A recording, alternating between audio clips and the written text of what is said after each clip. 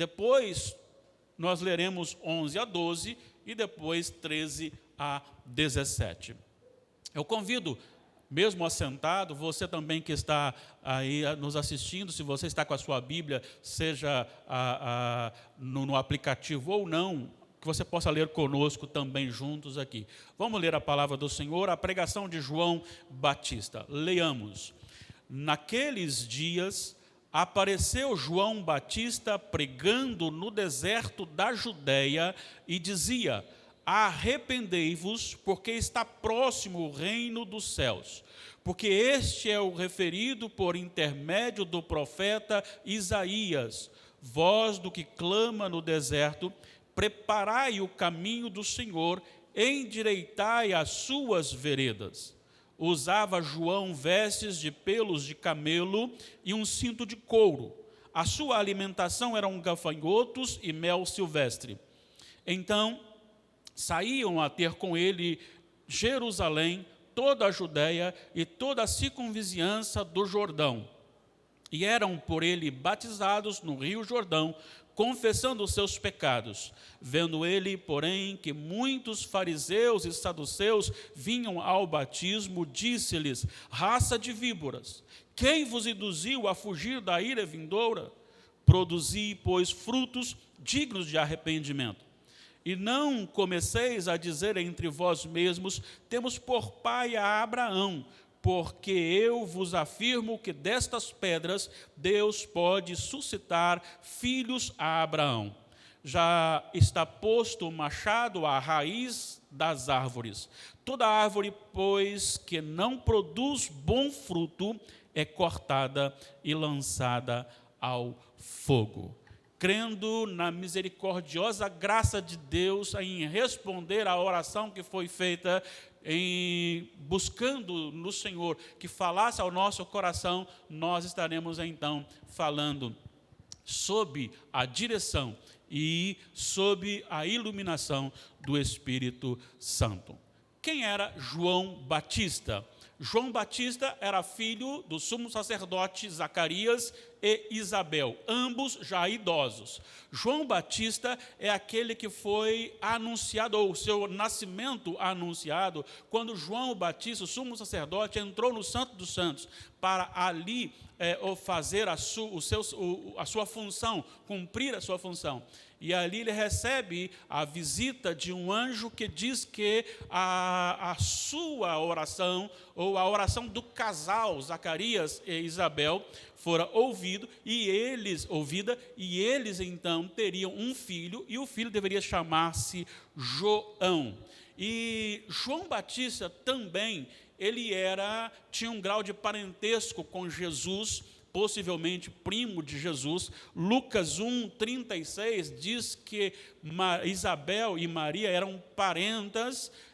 Algumas pessoas pensam que podia ser primas ou Isabel tia de Maria, não fica muito claro aqui, mas de qualquer forma, João Batista era parente, aí, primo de Jesus. Uma outra coisa importante também, que ele nasceu 6 meses antes do Senhor Jesus. Tem algumas coisas importantes que a gente precisa destacar, que João Batista, ele era bem diferenciado, e ele começou a pregar no deserto da Judéia. A sua vestimenta era muito simples, ele era vestido de uma capa feita de pele de camelos, e aí então a sua alimentação também, né, era diferenciada, porque ele comia gafanhotos e mel silvestre. E isto para mim tem uma importância muito grande. Por que Mateus está registrando isso? É para mostrar que o evangelho ele não é pregado com a nossa sabedoria, com o nosso poder, com a nossa capacidade. Assim como o apóstolo Paulo disse na primeira epístola de Paulo aos Coríntios, capítulo 2, versículos 1 e 2, dizendo que ele não usou do seu conhecimento e simplesmente quis pregar a Cristo crucificado. João Batista, além de ser este que vivia no deserto e este que comia gafanhotos e mel silvestre, e vestia apenas um roupão como veste pele de camelo, feito de pele de camelo, mas João Batista, ele é declarado pelo Senhor Jesus como algo assim bastante interessante. O próprio Senhor Jesus fala a respeito dele. Em Mateus 11, capítulo 11, versículo 11, nós encontramos Jesus dizendo que João Batista, dos nascidos de mulher, ele era o maior dos profetas. E em João 5:35, o Senhor Jesus vai dizer que ele era uma lâmpada que ardia e alumiava. João Batista foi aquele que foi executado pelo capricho de uma mulher adúltera e de um rei adúltero, por pregar a verdade e chamar ao arrependimento. Ele está, segundo o texto aqui, pregando no deserto da Judéia. E por isso eu quero falar sobre vida no deserto. Algumas lições importantes para a nossa vida, e eu tenho que passar mais rapidamente aqui nessas lições. A primeira lição que eu quero dizer aqui, que a mensagem de João Batista era uma mensagem imperativa. Era uma mensagem imperativa. Versículo 2, ele vai dizer assim, versículo 1, ele vai dizer, no deserto de Judéia, e dizia, arrependei-vos, porque está próximo o reino dos céus. Isso aqui é muito importante, porque a mensagem da igreja, a mensagem confiada à igreja para a proclamação, o evangelho proclamado, ele não é a proclamação de um evangelho social. Não é um evangelho para consertar e dar bons modos às pessoas. O consertar as situações e bons modos são consequências do evangelho. Mas o evangelho pregado é a confrontação, é o rebaixamento daquele que é pecador. E aí então apresenta-se e chama-o ao arrependimento. O evangelho não é um amontoado de palavras adocicadas e atraentes aos pecadores para que eles venham para o meio da igreja. O evangelho é justamente chamar e mudar de forma imperativa a mudança de vida. Arrependimento significa mudança de atitude, alteração da motivação, desvio da direção, ou seja, o retorno e não continuar na mesma direção ou na mesma prática. Isso é arrependimento. Arrependimento não são apenas alguns sentimentos de, sim, realmente eu errei. Judas, por exemplo, entendeu que havia errado, mas ele continuou no processo de inimizade contra Deus. Pedro entendeu que havia pecado contra o Senhor e ele mudou de comportamento. Isso é arrependimento. O evangelho que a igreja precisa pregar é o evangelho do arrependimento. É o evangelho que chega e diz para a pessoa, você só pode ser salvo se você se arrepender ou mudar de atitude, mudar de vida. Olha só, não é só João que está falando isso. Eu vou citar apenas Jesus para não ficar muito extenso a nossa mensagem. No capítulo 4, versículo 17, quando o Senhor Jesus está ali voltando para a Galiléia, no versículo 17 ele diz assim, daí por diante passou Jesus a pregar e a dizer, arrependei-vos, porque está próximo o reino de Deus. Então não é só João que pregava, não é só Paulo que pregava, não é só Pedro que pregava sobre a questão do arrependimento, mas a mensagem de Jesus também era gerenciada pela expressão e pelo imperativo arrependei-vos. Se você olhar Lucas capítulo 5, versículo 32, você encontrará também o Senhor Jesus, e ali é o registro de que ele está na casa de Levi, que é o próprio Mateus, né? E ali ele está comendo, ali as pessoas chegam, pecadores chegam para comer com ele, e aí então ali ele recebe aquelas pessoas que estão com ele ali, e naquele momento os fariseus começam a questioná-lo, e ele diz assim, olha, eu não vim para justos, eu vim para pecadores, não vim chamar justos, e sim pecadores ao arrependimento. Lucas 5, 32. Chamar ao arrependimento. Em Lucas 13, a partir aí do versículo 1 até o 5, Jesus fala sobre arrependimento 2 vezes. E ele cita primeiro aquele episódio de Pilatos, quando Pilatos havia, não está na Bíblia, aqui só na história, que Pilatos havia matado muitos galileus dentro do templo, num dia de festa e de sacrifício. E aí ele fala assim: vocês acham que esses galileus que foram assassinados por Pilatos e que seus sangues foram misturados com o sacrifício eram mais pecadores que vocês? Vocês precisam se arrepender, senão vocês não são salvos. Ele também cita outro episódio, que são 18 pessoas que foram amassadas pela queda da torre de Siloé. E ele disse: acha que eles que estavam lá e que a torre caiu sobre eles, e os 18 morreram, eram mais pecadores que vocês? Não, vocês também precisam de arrependimento. Então, o versículo 3 e o versículo 5, Jesus chama novamente ao arrependimento. E quando nós vamos para Apocalipse 3,19, e lá falando da igreja de Laodiceia, o Senhor Jesus fala para eles: olha, sejam zelosos, ou sejas zeloso e arrepende-te. Então a mensagem da igreja evangelística não é uma mensagem você é uma preciosidade. Tem algumas músicas que às vezes exalta tanto o homem, e tem uma música por aí que diz o seguinte: você é uma preciosidade tanto, se o mundo não te reconhecer que você é bom, se o mundo não lhe reconhecer que você é bom, saiba que Deus vai reconhecer. Não há bondade no ser humano. O ser humano precisa de arrependimento. A única mensagem para ser pregada para este mundo, a única solução deste mundo é convocá-lo ao arrependimento. Nós temos irmãos nossos hoje sendo perseguidos por causa da sua fé, e eles estão aí na direção da nossa nação, sendo perseguidos por causa da sua fé, por causa de uma entrevista e o que ele disse, e estão batendo nele, mas ele tem que falar isso, porque ele é filho de Deus, ele é servo de Deus. Não importa se eles vão mandá-lo embora de lá, não importa o que vai acontecer, ele precisa pregar. É necessário sim arrependimento. Nós precisamos dizer ao mundo: arrependa-se. Não adianta você tratar uma febre se você não tratar a infecção.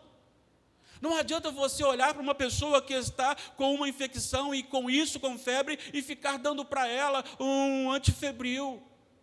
Ela morrerá com a sua infecção, talvez sem febre, mas morrerá com a sua infecção. Precisa tratar a infecção, sim, a febre também, mas a infecção.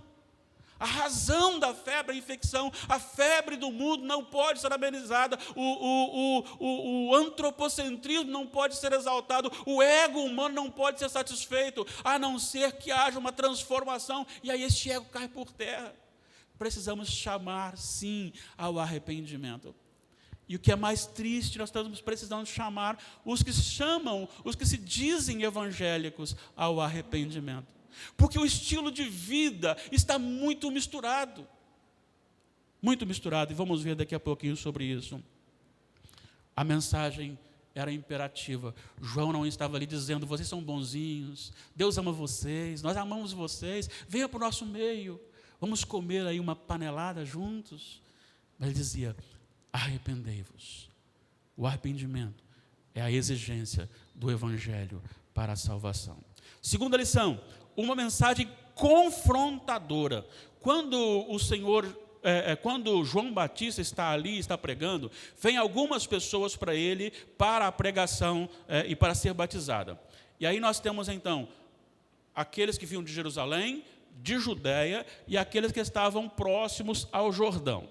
Mas também vai dizer aqui o versículo 7, que vinham também fariseus e saduceus.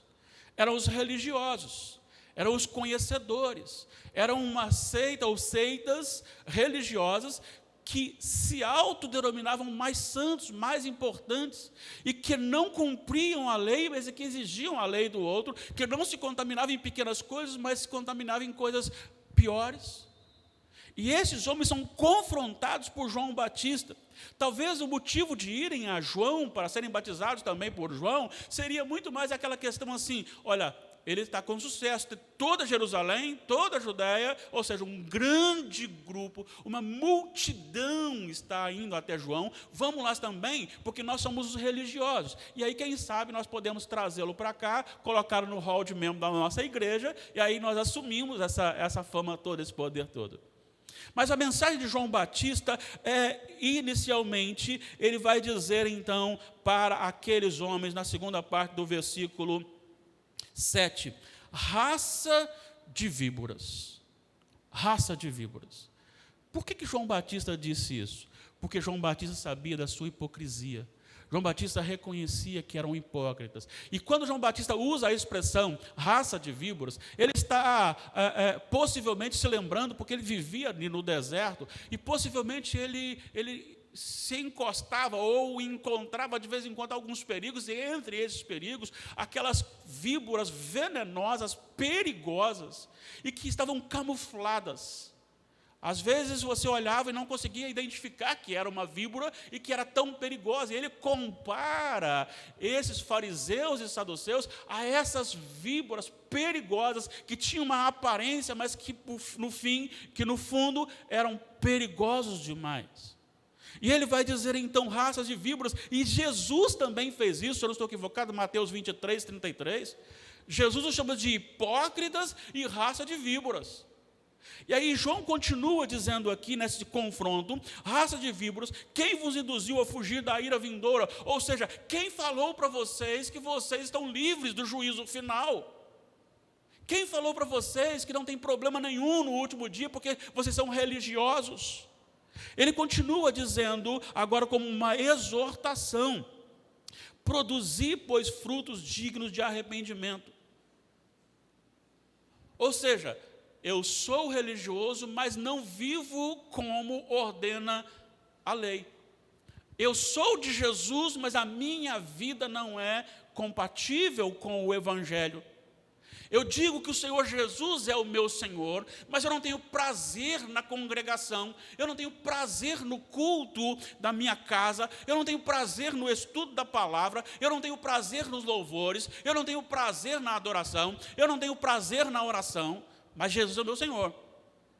Jesus é o meu Senhor, mas Ele não pode interferir na minha vida e nem na minha vontade. Porque aquilo que eu acho e quero fazer, eu vou fazer, querendo Jesus ou não. Mas eu amo Jesus. Por isso João falou assim, esse tipo de pessoa é raça de víbora. É hipócrita. Não produz fruto digno de arrependimento. Se há arrependimento, há mudança de vida. Satanás, ele é astuto, ele criou dentro da igreja a sua igreja. E a sua igreja, ela transmite uma ideia como, por exemplo, vou citar aqui um exemplo que é muito comum hoje no meio evangélico. Eu estou falando até de lideranças.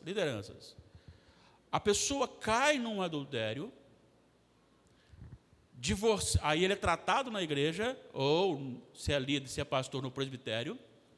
Então, ele é disciplinado, ele divorcia-se da sua esposa, se for mulher, no caso, do seu esposo, casa-se com a amante e diz que se arrependeu e quer restauração.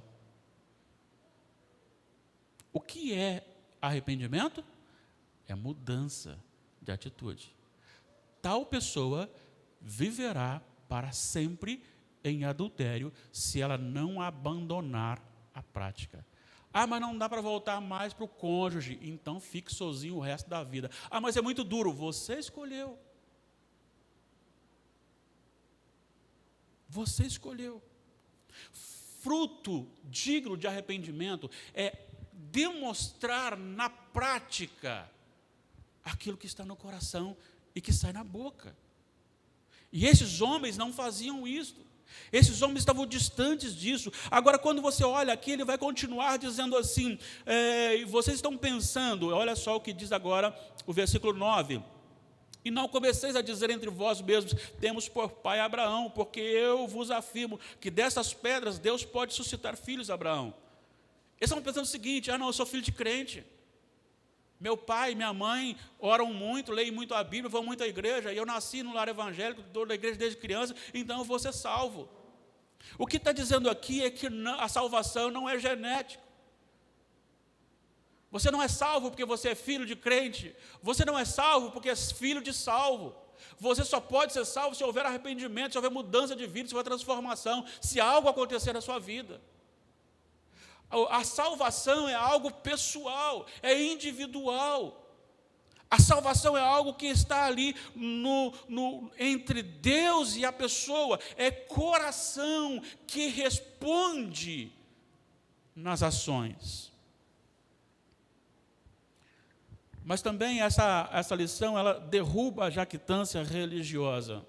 Muitas pessoas pensam que por ser batizadas, por participar da vida social da igreja, dos cultos também, elas já são salvas. Ah, meu amado irmão, minha amada irmã,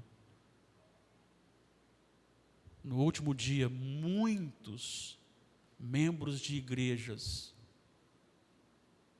e até presbiterianas do Brasil ouvirão a triste, dolorosa, porém final palavra do Juiz Supremo, Jesus Cristo: não vos conheço. Mas eu nasci na igreja presbiteriana, eu participei de todos os encontros com o departamento infantil, eu fui da UPA, eu fui da UMP, eu fui da UPH, eu fui da SAF. Eu ia lá na igreja, é claro que era difícil demais, que era muito chato, aquele culto demorado, era muito chato, mas eu ia. Olha, eu não bebia, eu não fumava, eu não fazia isso, eu não fazia aquilo outro, e Jesus fala: não conheço, não está aqui na lista dos salvos, não. Tem que estar no livro da vida, se não tiver, não é salvo. Então aquele orgulho, aquela pensa: não, eu sou da igreja, eu sou religioso, não é suficiente, temos que realmente provar com a nossa vida que nós somos realmente regenerados. Terceira lição, uma mensagem urgente, versículo 10, o machado já está posto à raiz das árvores. Toda árvore, pois, que não produz bom fruto, é cortada e lançada ao fogo. Ou seja, o julgamento, ele é iminente. O julgamento, ele é algo que está para acontecer. Aí você fala assim: mas tem tanto tempo. Sim, mas é o último estágio. Agora não há mais nada para acontecer. Não há mais nada, tem que esperar ainda Jesus nascer, já nasceu. Tem que esperar ele ser crucificado, ele já foi crucificado. Tem que esperar ele ressurgir, ele já foi ressuscitado. Tem que esperar ele voltar para o Pai, ele já foi. Tem que esperar então a promessa do Espírito Santo, já aconteceu. Agora é só a proclamação para todas as etnias e a volta de Jesus. É o último evento. A única coisa agora que vai acontecer é o retorno do Senhor Jesus. Então o juízo está aí pela volta de Jesus, mas está aí também pela sua partida, está aí pela sua morte, porque a morte, ela finaliza a oportunidade, a possibilidade de santificação, de vida, de conversão. Quem morreu já recebeu agora o juízo final, só resta agora a consumação da pena, ou com Jesus ou sem Jesus. Então essa mensagem, ela é urgente, porque enquanto nós estamos pregando aqui, tem pessoas morrendo ali, e nós precisamos chamá-las ao arrependimento. Não é chamá-las para: você é tão bonzinho, não, é para chamar o seguinte: olha, eu amo você, mas você é pecador como eu, e nós não merecemos, precisa se arrepender, mudar de vida. É uma mensagem urgente. E às vezes nós ficamos perdendo muito tempo. Não estou falando vocês, estou falando nós. Perdendo muito tempo. A gente precisava intensificar mais a evangelização, conduzir mais esse povo ao chamamento da missão. Quarta lição, uma mensagem destronadora. Tirar do trono o homem. A nossa sociedade, ela é antropocêntrica. Nunca na história a sociedade foi uma sociedade amiga de Deus. Sempre o homem, a partir de Adão, sempre o homem, eu. E isto foi colocado de forma intensa, e a igreja também é, de certa forma, sempre nós somos cutucados por isto. E muitas vezes gostamos de sermos o centro da atenção, as estrelas com quem alguém vai se referir a nós. Deixa eu mostrar para vocês uma coisa aqui. Aqueles que vinham de Jerusalém, da Judéia e dos arredores de Jerusalém, eles precisavam de arrependimento, ou seja, estavam mortos, estavam errados. Aqueles fariseus e saduceus, também religiosos, não eram ninguém, estavam errados. Por isso é chamado ao arrependimento, a produzir. Se você está dizendo que é arrependido, então produza frutos, prove isto. Vocês precisam de Jesus também. Mas aí você vai mais para frente. Você vai para o próprio João Batista, embora Jesus tenha falado que ele não é como uma cana quebrada, mas ele é como o maior dos profetas da nascido de mulher, que ele é uma lâmpada que ardia e alumiava, embora Jesus dissesse isso, mas ele reconhece quem ele é e vai dizer assim: eu não sou o Jesus, porque depois de mim vem alguém que eu não sou digno de carregar-lhe as sandálias. Ou seja, o que ele está dizendo é que ele reconhecia pelo Evangelho no seu coração que o trabalho de escravo era graça de Deus para a sua vida. Se ele não aparecesse, só carregasse as sandálias de Jesus, seria a maior bênção da sua vida, porque nem isto ele merecia. Ou seja, o que João está dizendo aqui, Mateus faz questão de registrar com aqueles que vieram da Judéia, com os fariseus e saduceus e com João Batista, é que ninguém tem nenhum mérito, a glória é toda de Jesus e só de Jesus. Ele está dizendo claramente aqui que ser salvo é suficiente. João registra que quando ele estava ali anunciando e falando a respeito da função do próprio João Batista, e quando as pessoas confrontam João Batista a respeito do que Jesus estava fazendo, e capítulo 3, versículo 3, João vai dizer: convém que Jesus cresça e que eu diminua.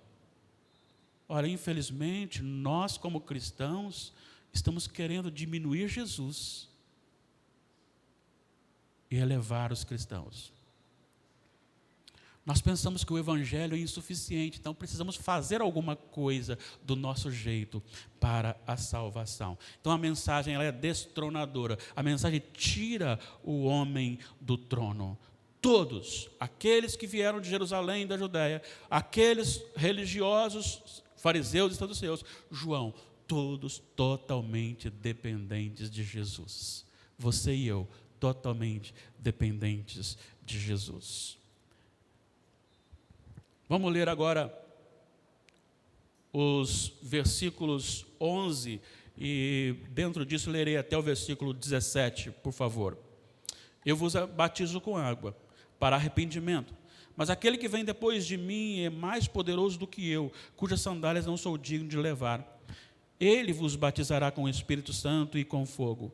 A sua pá ele a tem na mão, limpará completamente a sua eira.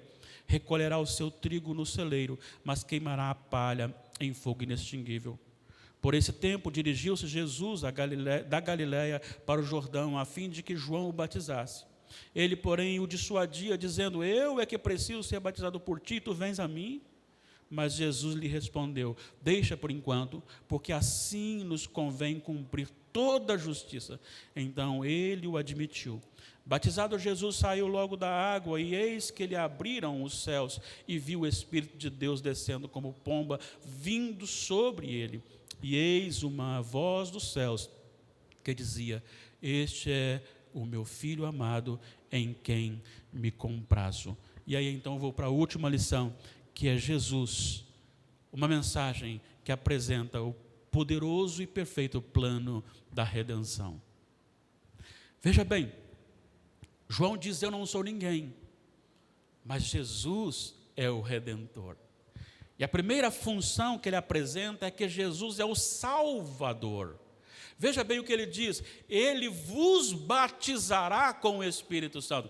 Ele não diz aqui, haverá aqui uma possibilidade, ele disponibilizará o batismo e você escolhe se quer ser batizado ou não. Ele disse que aquele que vem depois de mim é maior do que eu não sou digno de desatar-lhe as sandálias, e ele vos batizará, ele salvará. Jesus é o Salvador, e neste processo de salvação inclui tudo aquilo que envolve as exigências redentivas.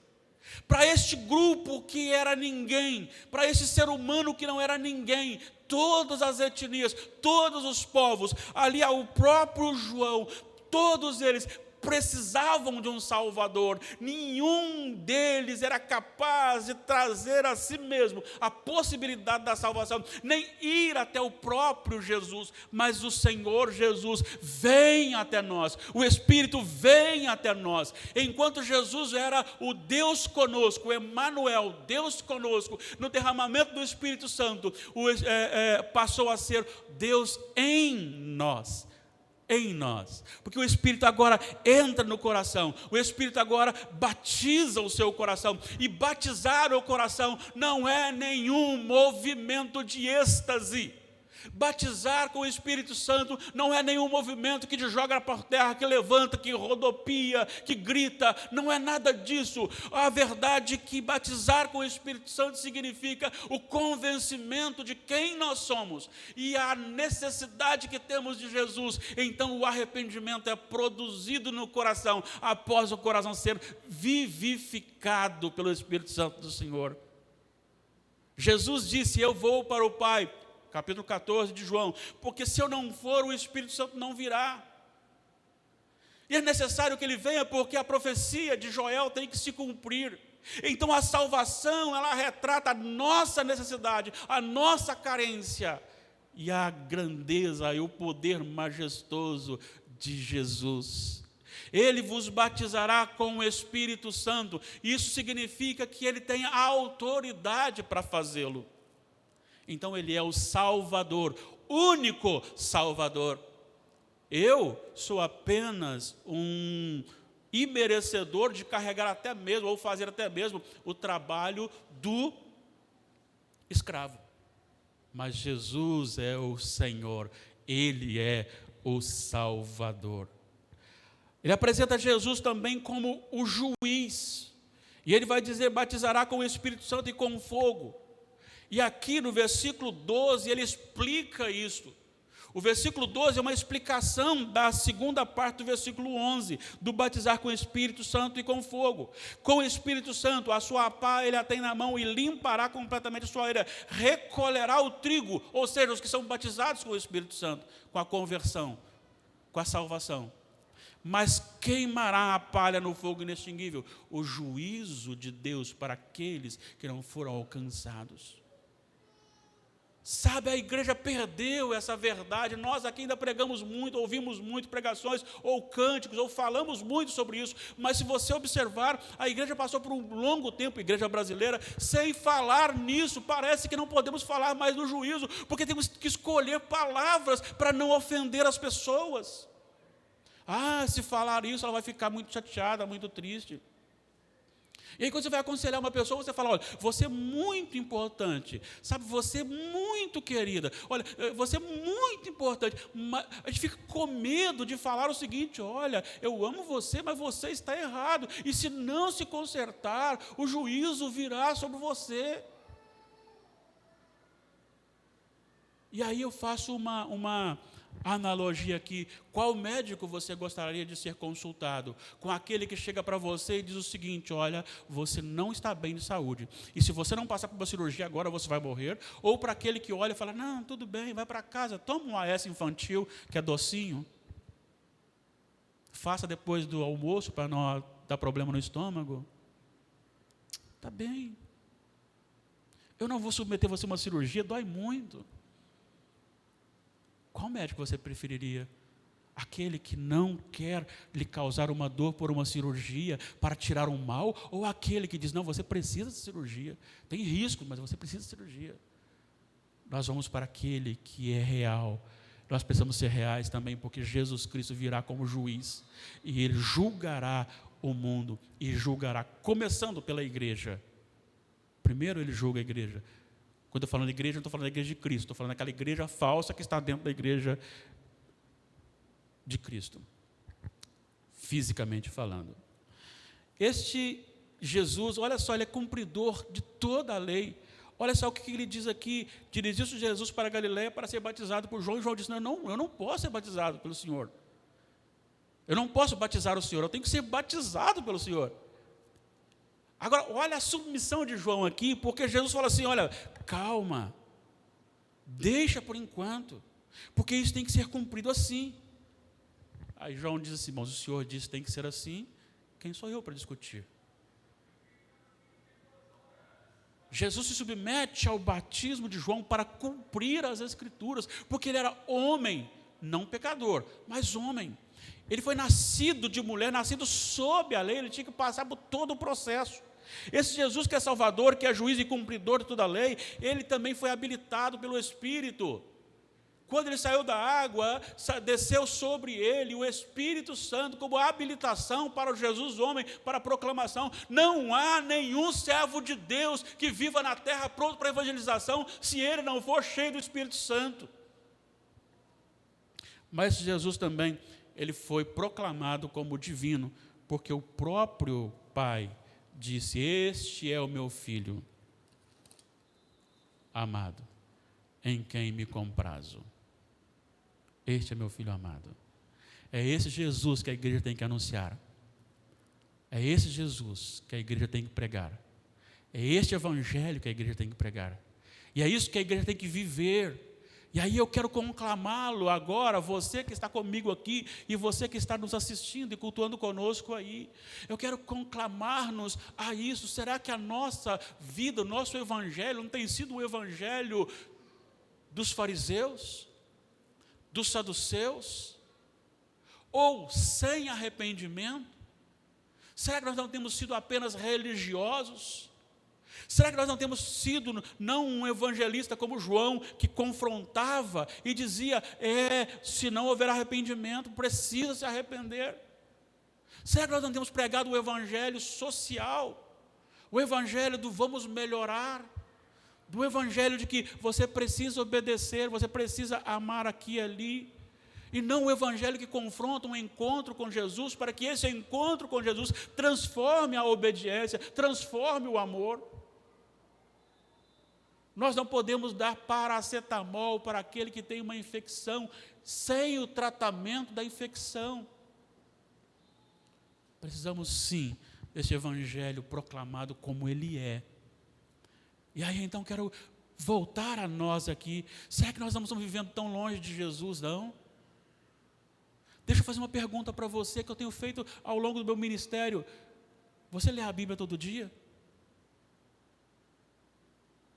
Você ora, eu não estou falando daquela oração para dormir, que às vezes até pode ser uma boa oração, ou pode ser uma apenas decorada, ou obrigatória.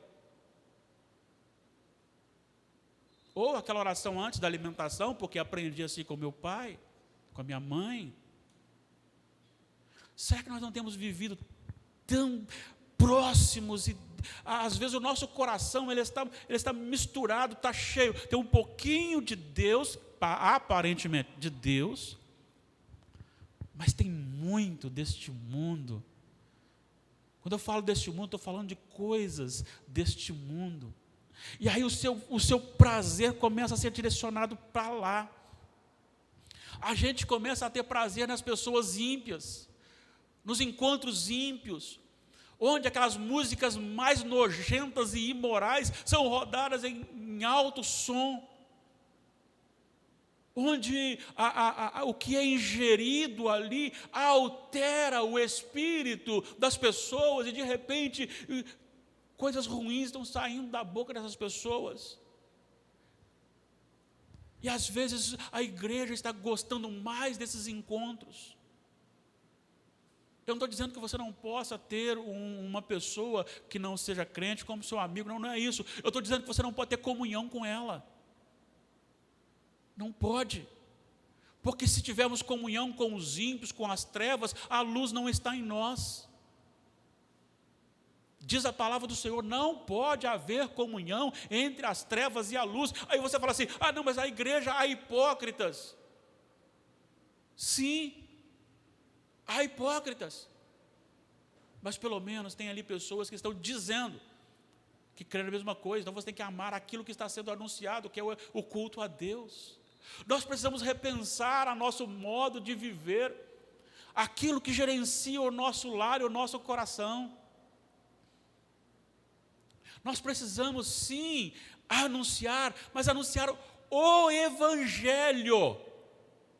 E o Evangelho é: você e eu somos pecadores. Jesus é o Senhor e Salvador. Sem Ele não há salvação. Ou você confessa-se pecador e crê nesse Jesus e confessa como Senhor e Salvador, ou você não pode ser salvo. Não há outro meio.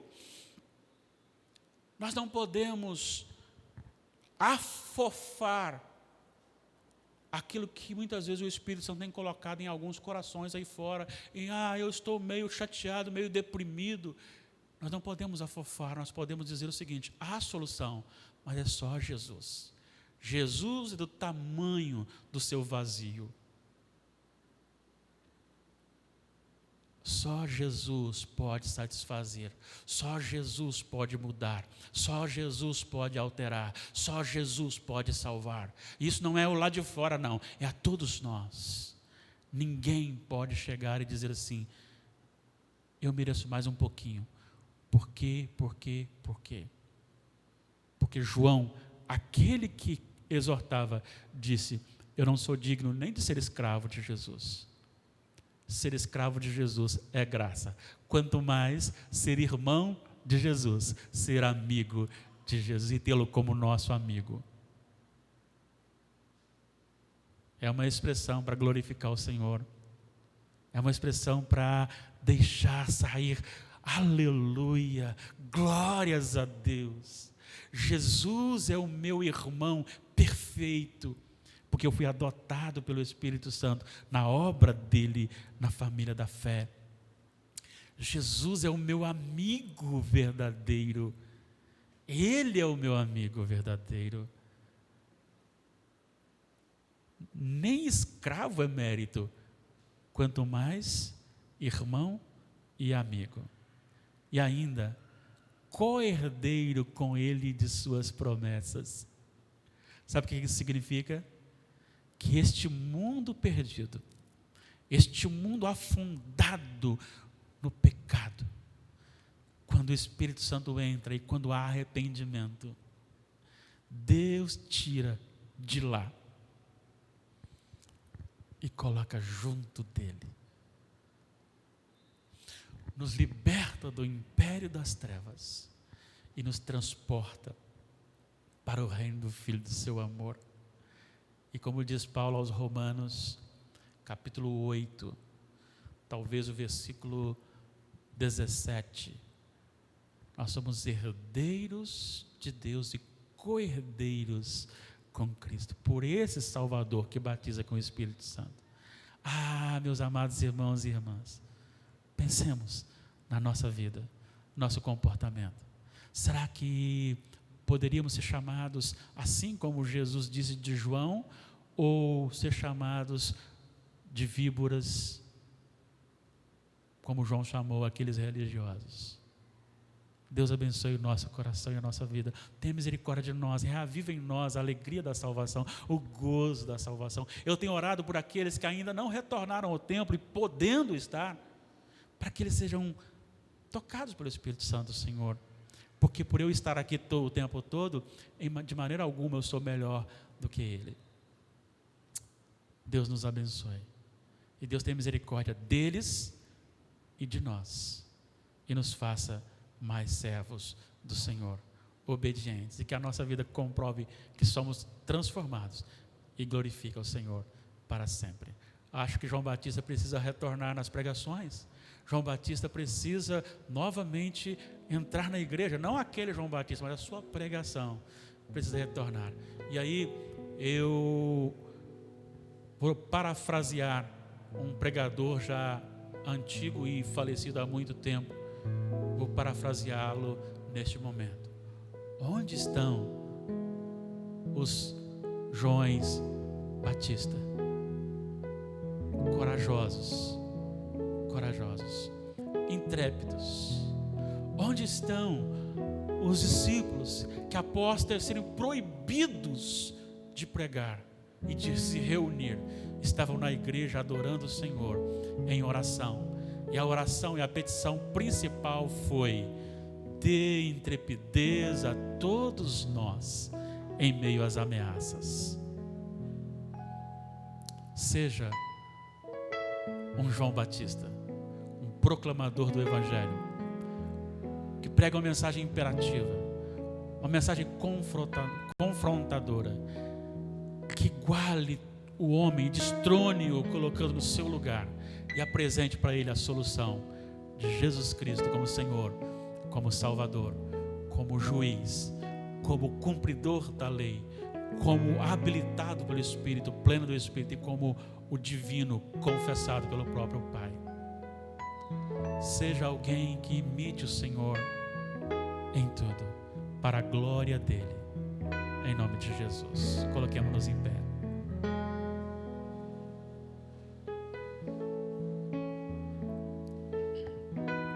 Clamamos ao Senhor, meu Pai, por misericórdia e graça. Quantas vezes nós agimos e reagimos como aqueles fariseus e saduceus? Quantas vezes, ó Deus, nós pensamos que somos dignos de alguma coisa e não temos o mesmo espírito de João Batista ao reconhecer que não era digno nem mesmo de carregar as sandálias de Jesus, que a posição de escravo para ele já era alta demais segundo seus méritos, e que era graça servir ao Senhor. Tem misericórdia de nós, porque nós pensamos que somos bons, nós pensamos que podemos fazer alguma coisa, que podemos mudar o mundo, mas sabemos que só o Espírito Santo do Senhor, só o Evangelho pode mudar o mundo. Este Evangelho é o Senhor Jesus.